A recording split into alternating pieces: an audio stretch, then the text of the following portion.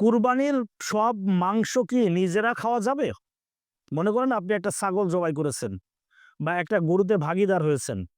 এখন যেই মাংস হয়েছে টোটালে আপনি সব মাংস খেয়ে ফেলেছেন। এজন্য কি আপনার কুরবানি বাতিল হয়ে যাবে? না। এজন্য আপনার কুরবানির কিঞ্চিৎ পরিমাণ কোনো ক্ষতি হবে না। সব মাংস চাইলেও আপনি খেয়ে ফেলতে পারেন, কোনো সমস্যা নাই। ৩ টা ভাগে ভাগ করা এটা ফরজ না। ৩ টা ভাগে ভাগ করা এটা মুস্তাহাব।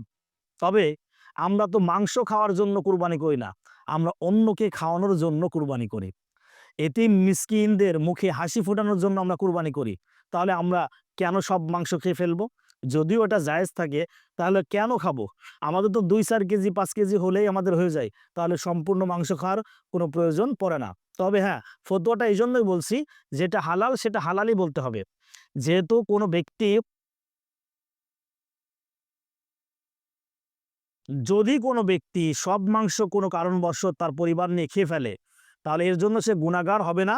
এর জন্য কিয়ামতের দিন আল্লাহ তাআলা তাকে জবাবদিহিতার কাঠগড়ায় দাঁড় করাবে না। সকল মাংস সে খেয়ে ফেলতে পারে। তার পরিবারের সদস্য যদি বেশি হয়, তাহলে তো খেয়ে ফেলতেই পারবে। কোনো সমস্যা নেই ইনশাআল্লাহ।